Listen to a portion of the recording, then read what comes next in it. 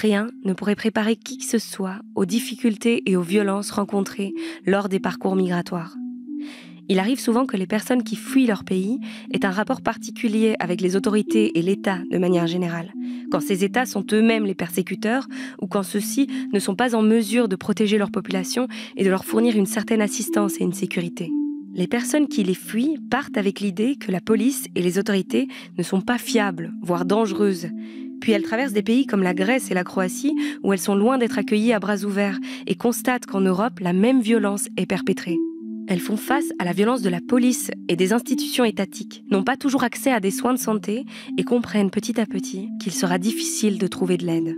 Au parc Maximilien, quand les populations migrantes en transit ont commencé à arriver, presque chaque matin avaient lieu des rafles, des interventions musclées de police qui cherchaient à arrêter un maximum de personnes et à les envoyer en centre fermé. Alors, les bénévoles qui venaient pour leur apporter de la nourriture et des vêtements ont mis en place une équipe qui venait tous les matins avant que ces interventions de police n'aient lieu pour réveiller ces personnes et leur permettre au moins de mettre leurs chaussures et de s'enfuir, évitant ainsi un grand nombre d'arrestations. On a pu constater que ces interventions devenaient de plus en plus violentes, de plus en plus tôt, et que les personnes systématiquement arrêtées étaient des femmes, des enfants, des personnes âgées ou malades. Et c'est sur base de ce constat que l'hébergement citoyen a été lancé. Commence alors un combat entre les mouvements solidaires et la violence de l'État. Loin des conflits armés que ces populations migrantes fuient parfois, c'est une véritable guerre psychologique qui s'installe ici en Europe. L'Europe qui, après la Seconde Guerre mondiale, érigeait tout en haut de son système judiciaire international la défense des droits humains et la condamnation de crimes contre l'humanité. Plus jamais, disait-on. Pourtant, aujourd'hui, les États européens rendent l'accès à ces droits presque impossible pour les personnes qui font appel à leur protection, par une succession de violences et d'humiliations institutionnelles. Le but d'un lieu comme la Sister House est de recréer un lien de confiance qui a souvent été abîmé entre les résidentes et des actrices sociales, des alliés juridiques, qui leur permettront de mettre tout en œuvre pour avoir accès à des droits fondamentaux. Parce que cette bataille est bien trop sournoise et structurelle pour y arriver toute seule. Bienvenue à la Sister House. Welcome, sister. Et quoi, je dois dire comment alors? Turavukan. Ça veut dire on est de la même famille. Welcome, sister. Asanay dahan masaki. Welcome, sister. Salam, on basalam matash ehete. Welcome, sister. Welcome, sister. Welcome, sister. Dada urakomeye. Welcome, sister. Marhaba, أختي. Ah, yes. Welcome, sister. وعرحان مساقي حاتيناتي. Welcome, sister. Karibu mfukani. Welcome sister, bienvenue ma sœur. Yeah. Ta ta ta ta. Il y a des journées calmes à la Sister House. Le château est comme un abri dans la tornade, où l'on peut se réfugier pour un moment, le temps de rassembler ses forces et de repartir à l'assaut des tempêtes du dehors. Assise dans un fauteuil, une sister regarde sur son téléphone des vidéos de matchs de boxe. Sur son t-shirt, il y a une illustration de l'incroyable Hulk. À sa droite, une jeune femme, une casserole coincée entre les genoux, est en train d'éplucher des gousses d'ail pour le repas du soir. Une travailleuse lui apporte un piment qu'elle lui avait demandé plus tôt. Elle la remercie et le range dans sa poche. En face d'elle, une sister est occupée à confectionner au crochet une grande couverture qui restera ici longtemps après qu'elle soit partie et se posera comme une cape sur les épaules d'autres femmes. Les murs du salon autour d'elle sont comme de grandes fresques éclatantes. On peut les parcourir comme les hiéroglyphes des aventures de la maison, dont les héroïnes ont voulu laisser des traces de leur passage, sous la forme de dessins, de prières, de messages. Au milieu des dessins, il y a des calicots, des pancartes qui ont été réalisées pour une manifestation du 8 mars, la journée internationale de lutte pour les droits des femmes. Les travailleuses et bénévoles de la Sister House ont parlé aux résidentes de la symbolique de cette démonstration et leur ont proposé d'y participer. Ensemble, elles ont peint des pancartes et des banderoles qu'elles ont portées fièrement dans les rues de Bruxelles et qu'elles ont ensuite ramenées à la maison et affichées sur les murs du salon. Sur les panneaux, on peut lire des messages lancés au monde dans différentes langues qui crient en majuscules « Stop aux abus contre les femmes. Nous sommes les voix de celles qui n'en ont pas. Les femmes méritent tout. » Dans les dessins et les fresques réalisés par les résidentes, les couleurs de leur pays prennent une place importante, comme un besoin de marquer d'où l'on vient, de marquer sa culture et son identité. Il y a aussi une grande carte du monde, sur laquelle certaines résidentes ont collé une petite gommette ou un petit point au feutre pour montrer d'où elles viennent. Il y a des drapeaux qui ont été peints sur des feuilles en papier, ceux de l'Éthiopie, du Burundi, de l'Érythrée, et parmi eux, un grand drapeau de la Belgique, affiché là une année de Coupe du Monde où l'équipe des Diables Rouges n'était pas trop mauvaise et durant laquelle les résidentes avaient voulu fêter la Belgique avec les Belges, fêter la Belgique dans la Sister House. Au salon, il y a un petit bureau attenant et isolé où les juristes, Caroline et Barbara, reçoivent les sisters en entretien pour les aider à comprendre leur situation et avancer dans leur démarche d'accès au droit. Alors nous, notre but premier, je pense, en tant que juriste à la Sister House, c'est informer. Informer sur ce qui existe en Belgique comme possibilité, informer sur la procédure d'asile. Ça commence par une information, oui, et ça continue avec un peu un parcours personnalisé pour chaque fille, parce que chaque fille a quand même une histoire différente, donc du coup, il a des besoins différents. Et on cherche un peu de faire une personnalisation, un peu de suivi juridique pour chaque fille. Oui, mais je pense que les premières bouts, c'est informer les filles sur leurs droits et sur les réseaux d'accueil ici en Belgique et qu'est-ce qu'on peut mettre en place pour elles, quoi. Et donc ça va de l'information sur la procédure d'asile à l'aide pour essayer de trouver un avocat, à analyser des documents aussi. Parfois, la sister arrive en rendez-vous avec plein de documents dont elle ne comprend pas un mot. Et après, nous, on l'aide, on lit un peu les documents. Parfois, on en discute un peu entre nous et on lui explique exactement sa situation administrative, en fait, parce que la plupart du temps, les filles ne savent même pas où elles en sont. Il y a même des situations un peu rocambolesques où il y a des filles qui ont en fait reçu des protections dans un autre pays européen, mais elles ne sont même pas au courant qu'en fait, elles ont le statut de réfugié en Grèce ou en Italie ou autre, étant donné qu'en fait, on ne leur explique jamais. Il n'y a pas beaucoup de personnes qui prennent du temps avec elles pour leur expliquer ce qui se passe. Elles ont besoin de personnes, je pense, à chaque étape de leur parcours migratoire, et ici encore plus au niveau juridique, étant donné qu'on les accompagne dans leur demande d'asile. Elles ont besoin, je pense, de quelqu'un pour les accompagner. Ouais. Et donc, il faut qu'on soit à la hauteur. Et la tâche est vraiment compliquée. Elles avouent que 99% du temps, quand elles reçoivent quelqu'un en entretien, c'est pour lui annoncer de mauvaises nouvelles, ou lui annoncer de nouveaux obstacles et de nouvelles difficultés dans son parcours migratoire déjà si difficile. Elles expliquent que c'est toute la procédure d'asile en Belgique qui pose problème. Et au-delà de cette procédure qui est inadaptée et défectueuse, l'État leur met des bâtons dans les roues en n'appliquant pas ses propres lois, ce qui oblige continuellement les associations à réparer les pots cassés. En résumé, voici comment se passe cette procédure pour une personne qui souhaite faire une demande d'asile. D'abord, elle se rend à l'Office des étrangers pour déclarer qu'elle demande une protection internationale à la Belgique. Lors de ce premier entretien, qui va durer quelques minutes, on va lui demander son nom, son prénom, d'où elle vient, sa date de naissance, et on va prendre ses empreintes digitales afin de vérifier si elles existent déjà dans la banque de données qui rassemble toutes les empreintes de l'Europe. Car toute la procédure de demande d'asile est régie par une règle européenne, le règlement de Dublin, qui précise que le pays chargé de la demande d'asile sera notamment le pays dans lequel la personne a déposé ses empreintes pour la première fois. C'est d'ailleurs pour ça que ce sont presque toujours les mêmes pays qui en sont responsables, c'est-à-dire la Croatie, la Grèce et l'Italie, étant donné que c'est souvent via ces parcours-là qu'on entre en Europe. Donc, si au moment où les empreintes sont relevées à Bruxelles, on se rend compte qu'elles ont déjà été prises en Grèce, alors la Belgique peut se déresponsabiliser de cette demande de protection et va demander dans un délai de 2 mois au pays en question s'il est d'accord de reprendre le demandeur ou la demandeuse d'asile, et dans ce cas, l'État ordonne à cette personne de quitter le territoire. La Belgique a ensuite 6 mois pour renvoyer vers le pays initial cette personne, qui bien souvent ne souhaite pas y retourner, et va donc rester en Belgique pendant 6 mois avec un statut social et administratif plus que précaire, en attendant que s'écoule ce délai, qui peut, dans certains cas, passer à 18 mois, afin de réintroduire une demande à la Belgique une fois la période écoulée. À ce moment-là, on revient à la procédure classique. La personne se rend à son premier rendez-vous où elle va répondre à des questions à propos d'elle, mais aussi du danger auquel elle était exposée dans son pays d'origine et les raisons pour lesquelles elle ne peut pas y retourner.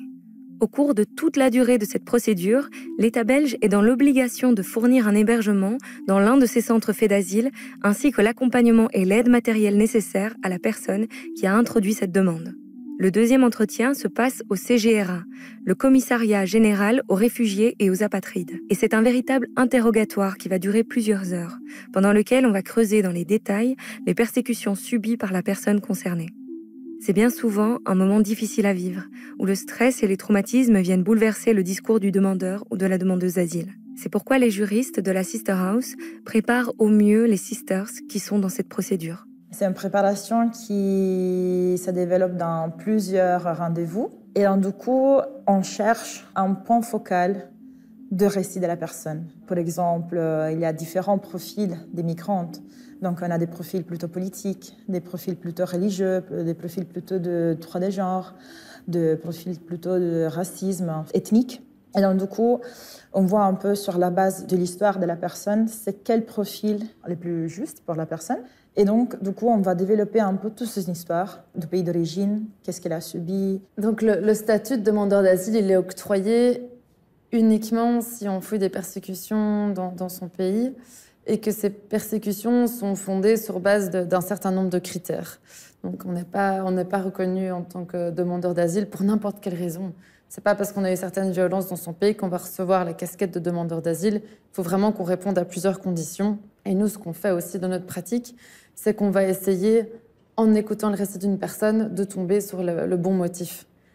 Parce qu'évidemment, les demandeurs d'asile, on ne va pas leur expliquer que c'est sur telle ou telle base qu'on peut être connu en tant que demandeur d'asile. Et donc, la personne pourrait tout simplement oublier d'expliquer certains détails à leurs yeux, alors qu'en fait, c'est fondamental. Et ça pourrait être sur cette base-là qu'elles pourraient recevoir leur demande d'asile. Donc, du coup, on va un peu poser des questions les plus précisément possibles et les plus intimes possibles aussi, pour vérifier un peu c'est quoi les dangers de la personne, les problématiques qui ont poussé la personne à échapper de leur pays et venir ici. Et parfois, en fait, c'est très compliqué aussi pour la fille, la préparation de l'interview, parce qu'on doit aborder le sujet dans la cellule primordiale, quoi. Donc, du coup, on doit vraiment aller au bout de la question. Et on doit poser des questions parfois très dures, parfois très violentes, pour en fait préparer la personne au mieux possible à l'interview au CGRA. Parce qu'au CGRA, les questions seront posées de façon directe. Et c'est pour ça que les rôles des interprètes et des médiateurs culturels, c'est fondamental. Parce qu'en fait, ça nous aide de casser un peu la barrière et donc d'introduire des questions super difficiles, mais quand même un peu construites de façon différente. Comme ça, les personnes ils peuvent répondre et se sentir un peu plus à l'aise, quoi. Et donc, pendant plusieurs heures, on va poser des questions très précises, non seulement sur son histoire, mais aussi sur l'environnement dans lequel il vit, pour voir également, par exemple, s'il vient bien de ce village. On va poser des questions par rapport à telle rue, par rapport au nom de tel fleuve. Ce genre de questions auxquelles la personne n'est parfois pas préparée à répondre, d'une part d'un point de vue culturel ou d'un point de vue de l'éducation également. On n'a pas tous connaissance des noms des villes les plus proches, justement, en face de chez nous, des noms des fleuves qui passaient près de nous. Et donc, c'est des attentes de la part du CGRA qui s'attend à ce qu'on ait tous des connaissances géographiques, géopolitiques de près de chez nous, alors que nous, culturellement, parfois chez soi, on nomme pas les montagnes de la façon officielle. Et donc, il y a une séparation entre ce que la personne connaît et ce que le CGRA s'attend à avoir comme élément pour la crédibilité de la personne. Et également, il y a toute cette dimension émotionnelle et traumatique dont le CGRA ne fait pas toujours attention. Ouais. Pour certains profils, le CGRA va s'attendre à ce qu'on pleure. Si la personne ne pleure pas, parce que culturellement, pour elle, on ne pleure pas en public, le CGRA pourrait indiquer ça comme une preuve de non-crédibilité d'une certaine personne.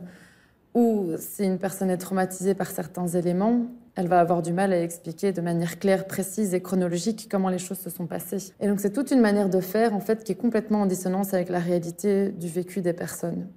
Et donc nous en fait notre boulot, et ce qui ne devrait pas être un boulot en fait, on ne devrait pas devoir préparer pour les deuxièmes interviews, c'est les officiers du CGRA qui devraient être formés pour récolter des interviews de personnes traumatisées. Ils devraient être accompagnés de médiateurs culturels pour qu'on leur explique comment les personnes réagissent et quelles informations elles sont prêtes à donner. En plus d'être inadaptée, toute cette procédure est aussi particulièrement violente pour les femmes. La Convention de Genève, qui est le traité de droit international humanitaire qui protège les civils des conflits armés, sur lequel le droit d'asile en Europe est censé s'appuyer, énonce les critères sur base desquels la protection internationale doit être octroyée, comme celui de l'appartenance à une communauté religieuse, la couleur de peau ou prétendue race, ou encore le groupe social. Le critère du groupe social fait aujourd'hui notamment référence aux violences de genre, excision, mariage forcé, viol comme arme de guerre, etc. Il existe donc une reconnaissance dans les textes de ces violences spécifiques, mais la lecture qu'en fait le CGRA est bien trop limitée. Celui-ci reconnaît finalement peu ces violences spécifiques comme étant des raisons d'obtenir le statut. Lors des entretiens, ces violences spécifiques ne sont que trop rarement prises en compte dans la manière de poser les questions et d'interpréter les réponses ou réactions, comme c'est par exemple le cas avec les violences sexuelles. Mais en plus de ça, il existe toute une série de mesures violentes et discriminantes qui s'adressent spécifiquement aux femmes.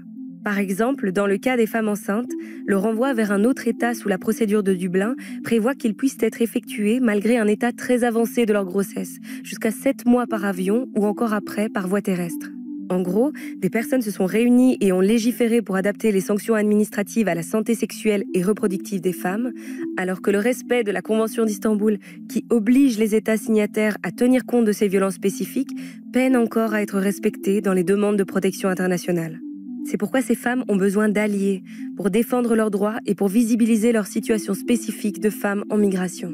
Mais il y a quand même quelque chose qui cloche dans cette histoire. Normalement, la Sister House s'adresse à un public de femmes migrantes en transit et ne devrait pas avoir à héberger des demandeuses d'asile, puisque l'État est dans l'obligation de fournir un logement à ces dernières.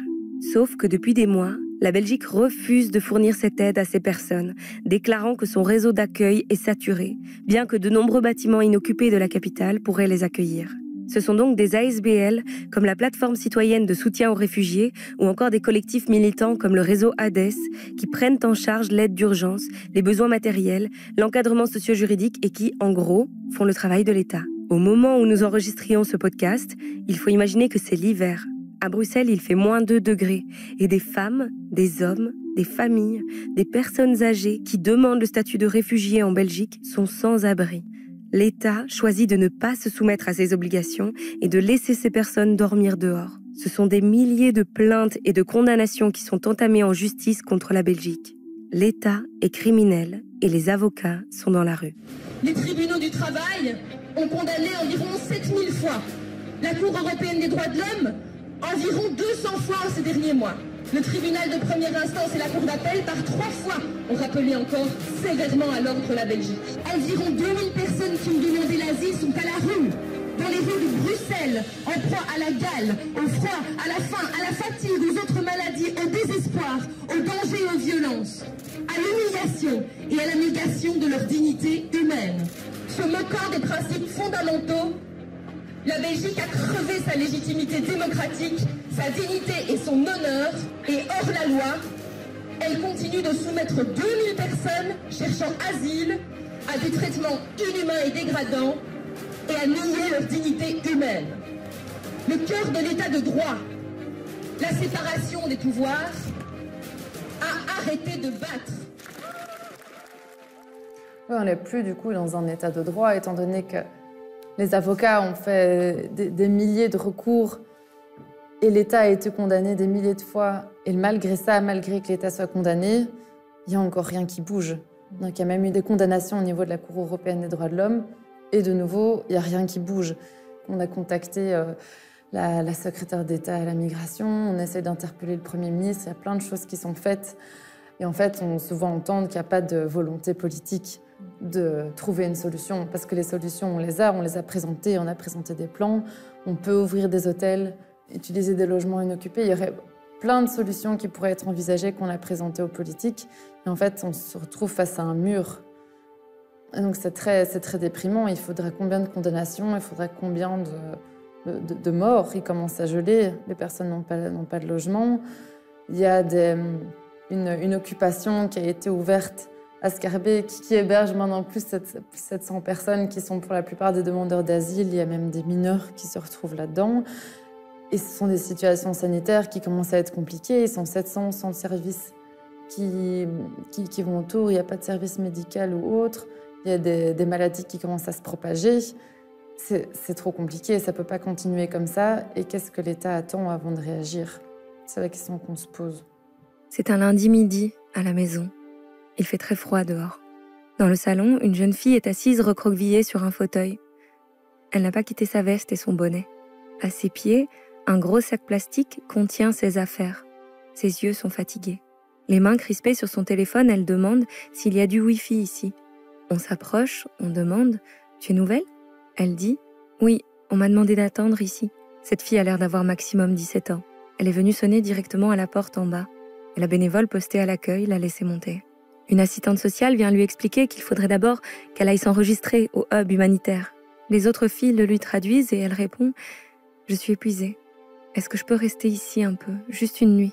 Les travailleuses se regardent. On peut lire la tension sur leur visage, comprendre que ce n'est pas leur décision. L'assistante sociale dit « Je suis vraiment désolée ». Une sister se lève et prend la jeune fille par l'épaule. Elle lui dit « Je vais venir avec toi au hub, on va aller t'inscrire ensemble ». Quand elles s'en vont, l'assistante sociale dit « Il n'y a plus de place ici. Tous les lits sont pris. Cette nuit, il y a même des filles qui ont dormi sur des matelas par terre. On ne peut plus prendre personne. » Le ventre serré, il faut la laisser repartir. Elle quitte l'atmosphère chaude du salon et retourne dans la ville glacée. Où a-t-elle dormi cette nuit? Et où va-t-elle dormir ce soir? Tous les centres sont pleins. Il n'y a plus de place au SAMU social, plus de place à la Croix-Rouge. L'État belge force ces personnes à dormir dans les rues et dans des squats de fortune, espérant peut-être qu'elles comprennent que la Belgique ne vaut pas mieux que leur pays d'origine en matière de respect des droits humains. Les débordements de cette ingérence politique deviennent alors des outils pour les mouvements populistes qui alimentent la haine sur les réseaux sociaux. Le Vlaams Belang, parti nationaliste flamand d'extrême droite, publie une photo d'un groupe de personnes qui attendent d'être relogées dans un hôtel après avoir été expulsées d'un squat. Je cite « 163 chambres d'hôtel payées par le contribuable pour héberger les migrants évacués du squat de la rue des Palais à Schaerbeek. Pendant ce temps-là, nos gens, dans la détresse, dorment en rue, dans le froid. Elle est belle, la Belgique. D'abord les autres, les nôtres n'ont qu'à crever. » Fin de citation. Sous la photo s'alignent les commentaires haineux et stériles du style « C'est scandaleux, triste Belgique. Il n'y a que des hommes sur cette photo. Où sont leurs femmes? C'est elles qui font la guerre chez eux? Que faites-vous des Belges qui sont dans la rue ?» Ou encore « Il faudra raser l'hôtel après leur passage. » À en croire le Vlaams Belang, en plus de venir voler notre travail, ces personnes viendraient voler les places de nos sans-abri. Peut-être serait-il important de préciser ici que les citoyens et les citoyennes belges les plus démunis ont droit à des aides et à une sécurité sociale, et que l'idée que nous sommes envahis par des hommes est tout simplement fausse. Bref, il y aurait beaucoup de choses à répondre. Je suis heureusement rarement confrontée à ce discours-là. Je pense que les gens qui m'entourent, même s'ils le pensent, ont la décence de ne pas verbaliser ça comme ça devant moi.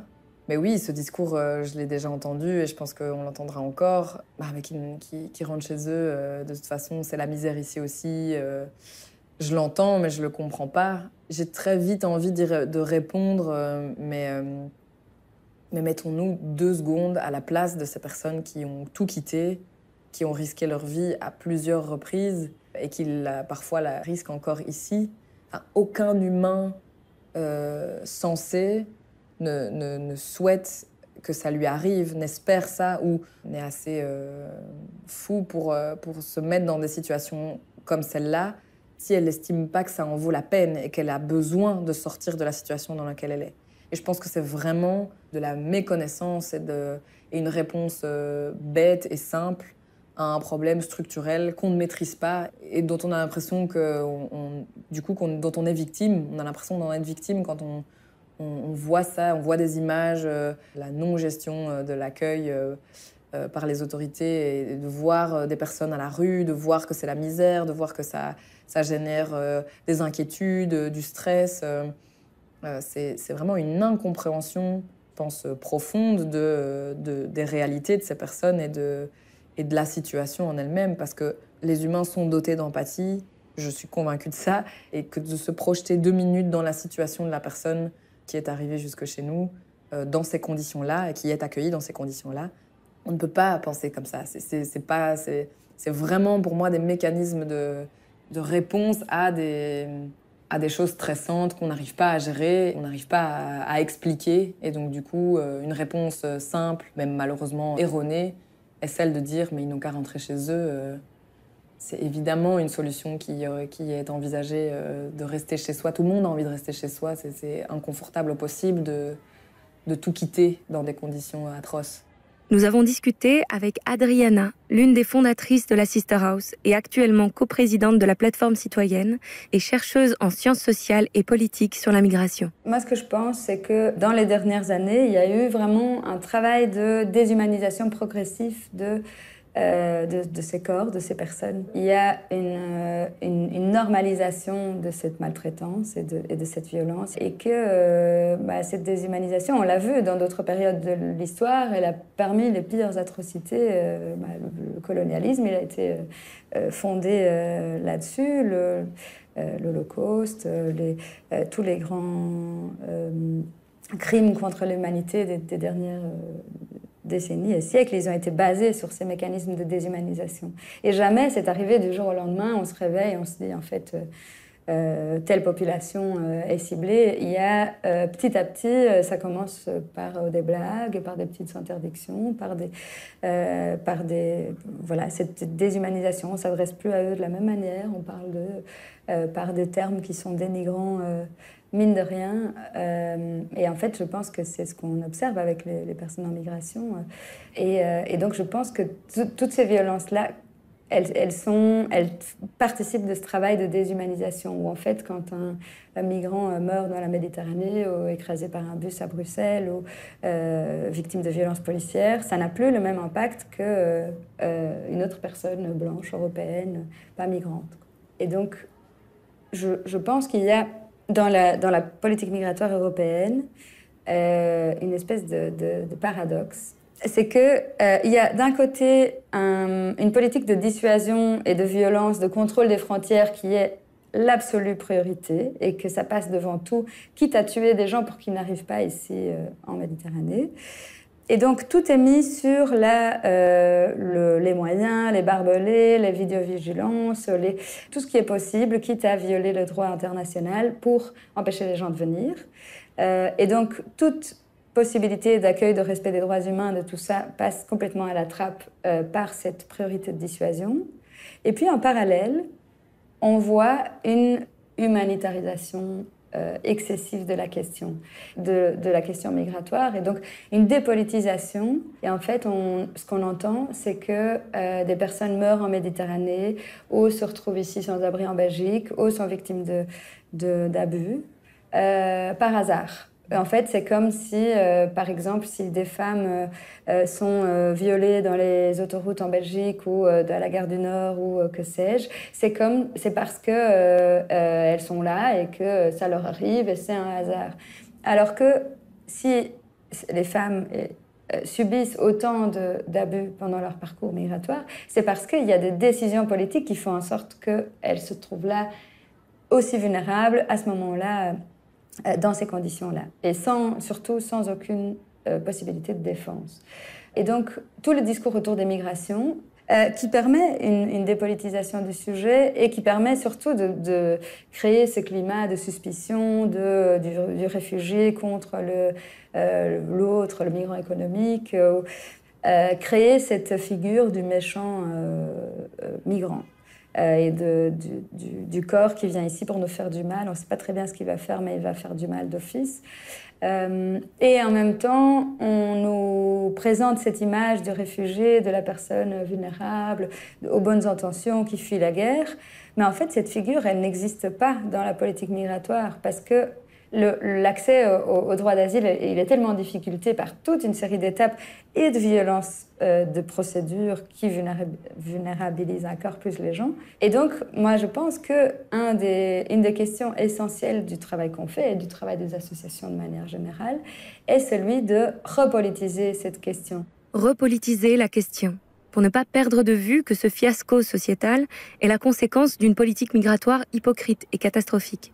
En constatant les dégâts et le coût de ces politiques sécuritaires, on pourrait se demander finalement qui y gagne à maintenir un système aussi défectueux en place. Il y a une idée que, en fait, ce que l'Europe fait d'une certaine manière, c'est de rendre cette traversée le plus difficile possible. Et quand je dis traverser, c'est pas que la Méditerranée, c'est vraiment chaque pas à l'intérieur de l'Europe.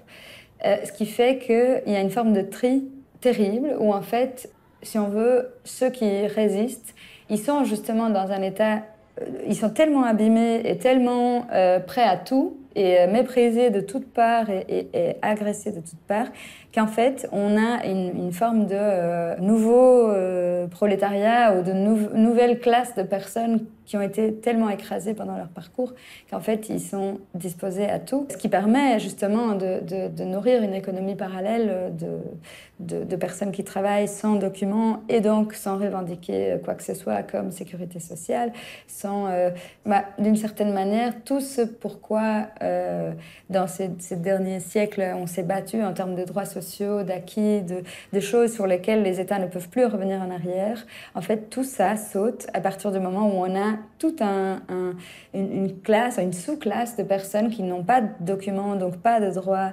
et donc pour lesquelles on n'est pas obligé de répondre à des exigences légales et à des droits qui ont été acquis avec beaucoup d'années de lutte. Donc, je pense qu'il y a au final une forme d'avantage dans ce sens-là, de garder des gens dans un entre-deux qui est finalement ce qu'on appelle le transit. C'est vraiment l'impasse, le blocage entre deux, où en fait il y a toujours l'espoir d'un moment donné avoir des papiers et une vie digne, mais en fait ces papiers, on ne sait jamais s'ils vont vraiment arriver et parfois il y a 15, 20, 30 ans qui peuvent se passer pendant que ces personnes-là, ils travaillent. Et donc, il y a quand même toute une économie qui est nourrie par le fait qu'on abîme des gens et qu'on les maltraite et qu'on les laisse dans de telles conditions de vie qu'en fait, on peut tout faire en termes d'exploitation et de non-respect de la dignité humaine au travail. Ces personnes, vous les croisez tous les jours. Ce sont des femmes de ménage, des aides-soignantes. Ce sont elles qui font la plonge quand vous allez au restaurant ou qui vous livrent votre pizza à la maison. Ce sont des ouvriers qui travaillent sur des chantiers comme la station de métro Arlois, des personnes qui s'occupent de la lingerie dans des hôtels, des nounous qui gardent les enfants d'employés de la Commission européenne. Ces personnes ne sont pas vulnérables, elles sont vulnérabilisées, elles sont marginalisées et font partie de cette classe, de cette sous-classe dont on ne connaît pas les visages, dont on ne veut rien connaître. On ne veut pas apprendre leur histoire ou les raisons pour lesquelles elles sont arrivées ici. Par contre, on est très satisfait que ces personnes fassent le travail de nettoyage, de soins dont notre société a besoin, tant qu'elles restent invisibles. Pendant des années, parfois des dizaines d'années, ces personnes travaillent sans documents, maintenues dans la crainte du contrôle, la peur d'être expulsées et l'impossibilité de progresser dans la vie. On les balade dans un enfer administratif et elles s'accrochent parce qu'elles savent qu'elles n'ont plus rien à perdre et qu'elles doivent rester ici pour pouvoir survivre. Ces personnes vont progressivement rester dans les marges de notre société si on ne travaille pas à les accueillir dignement, à leur donner des droits, à leur donner accès à des papiers, parce que sans ça, elles continuent d'être en marge de l'Europe, au sein même de l'Europe. On parle ici des mêmes personnes. Les personnes migrantes qui arrivent aujourd'hui, les primo-arrivants, deviennent les sans-papiers de demain. Je pense qu'une des principales questions qu'il faut absolument changer pour que ça fonctionne, c'est d'en finir, réduire le chemin de maltraitance et de violence qu'ils doivent subir tout au long de leur parcours, qui en fait, je pense à des effets néfastes sur la vie des personnes, même à partir du moment où il y a un statut qui est obtenu et la vie qui peut enfin commencer avec des droits et une possibilité d'accéder à une vie. On doit compter 5, 6, 10 années de violence physique, de risques énormes de traversée de pays, de traversée de la Méditerranée, de violences policières, d'un mépris de la part de l'État et des agents de l'État qui est généralisé, qui laisse entendre à toutes ces personnes qu'en fait, ils sont pas dignes d'être traités comme n'importe qui. C'est quelque chose qu'on entend beaucoup dans les récits des filles. C'est l'étonnement qu'elles manifestent d'être bien traitées, d'être bien accueillies. Et en fait, oui, c'est étonnant parce que c'était tellement le contraire ce qui leur arrive pendant tout le parcours que ça finit par abîmer. Tout comme toute forme de domination, il y a un moment où on se dit qu'en fait, c'est comme ça qu'on doit être traité et on ne se rend plus compte des abus qu'on subit, de la manière dont on est traité. Et donc, j'espère que la manière dont on essaye d'organiser l'accueil avec les moyens du bord, que ça permette au moins de normaliser le fait que l'accueil il doit être bienveillant. C'est vraiment rompre avec un continuum d'être abîmé, d'être maltraité, d'être méprisé. En tout cas, je pense que c'est le départ pour une vraie émancipation. Et je pense que c'est vraiment là la force des associations et de tout ce qu'on fait, même si on n'a pas le pouvoir d'octroyer des droits ou des papiers. On a le pouvoir de créer des liens et que ces liens, je pense qu'ils sont réparateurs au moins par rapport à tout ce que ces femmes et ces hommes vivent pendant tout le parcours. Dans le salon, il y a un meuble presque toujours couvert de fleurs.